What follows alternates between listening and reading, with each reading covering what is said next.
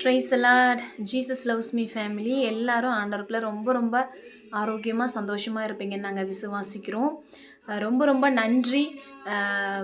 நிறைய வீடியோவை பார்க்குற ஒவ்வொரு வியூவர்ஸ்க்காகவும் ரொம்ப ரொம்ப நன்றி. லைக் பண்ணுற ஒவ்வொருத்தருக்காகவும் ரொம்ப ரொம்ப நன்றி. கமெண்ட் பண்ணுறவங்களுக்காக மற்றும் ஷேர் பண்ணுறவங்களுக்காக ரொம்ப ரொம்ப நன்றி. நான் ஏன் இதை சொல்கிறேன் அப்படின்னா, அதை பார்க்கும்போது எனக்கு ரொம்ப ரொம்ப சந்தோஷமாக இருக்குது. ஏன்னா கர்த்தருடைய வார்த்தையினால் நீங்கள் தொடப்பட்டு ஷேர் பண்ணுறீங்க, கமெண்ட் பண்ணுறீங்கன்னு சொல்லும்போது ரொம்ப ரொம்ப சந்தோஷம். சப்ஸ்கிரைபர்ஸ்க்காக ரொம்ப ரொம்ப நன்றி. இதை நான் பார்க்கும்போது என்ன நினைக்கிறேன் அப்படின்னா, ஏசப்பாவுடைய வசனம் உங்களை தொட்டு சந்தோஷமாக நீங்கள் சப்ஸ்கிரைப் பண்ணுறதை பார்க்கும்போது எனக்கும் ரொம்ப சந்தோஷமாக இருக்குது. ஆண்டவருக்கு மகிமை உண்டாவதாக. இந்த நேரத்திலும் கூட நான் அதிகமாக வீடியோக்குள்ளெல்லாம் வந்து சப்ஸ்கிரைப் பண்ண சொல்கிறது இல்லை. ஏன் அப்படின்னா, ஆண்டவருடைய ஒரு குணாதிசயம் எனக்கு ரொம்ப பிடிக்கும். ஆண்டவர் வந்து யாரையுமே எந்த விஷயத்துக்குமே கம்பல் பண்ண மாட்டார், சொல்லுவார் இதை செய்யுங்கன்னு சொல்லி. அது மாதிரி ஏதோ ஒரு சில வீடியோக்குள்ளே சப்ஸ்கிரைப் பண்ண சொல்லியிருப்பேன்.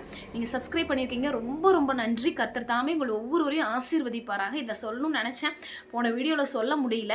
கர்த்தருக்கு ஸ்தோத்திரம். இந்த வீடியோக்குள்ளே நம்ம வருவோம். கடந்த நாட்களில் கூட அதர் லாங்குவேஜ் சாங் என்ன பாட போகிறேன்னு சொல்லி கேட்டிருந்தேன். அதுக்கு வந்து சென்னையில் இருக்க சிஸ்டர் அஸ்வினி அவங்க ரிப்ளை பண்ணியிருந்தீங்க மலையாளம்னு. ரொம்ப ரொம்ப நன்றி.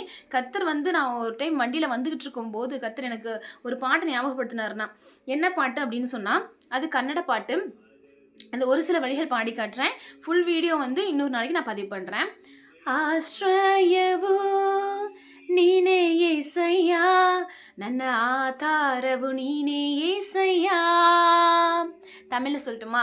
என் அடைக்கலமும் நீரே ஏசையா, என் ஆதாரமும் நீரே ஏசையா. ஆமேன், ஹல்லேலூயா.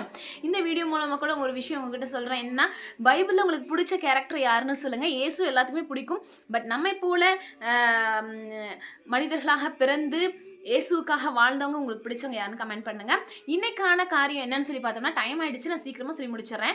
இயேசு எந்த விஷயத்துக்குமே சோர்ந்து போகிறதே இல்லை. இந்த காரியம் என்னை ரொம்ப ரொம்ப ஆச்சரியப்படுத்துச்சு. என்னன்னா பாருங்க, நம்ம எத்தனையோ தடவை விழுந்து போயிருப்போம், எத்தனையோ தடவை இயேசு விட்டே கூட போகணும் அப்படிங்கிற சூழ்நிலையெல்லாம் வந்திருக்கும்.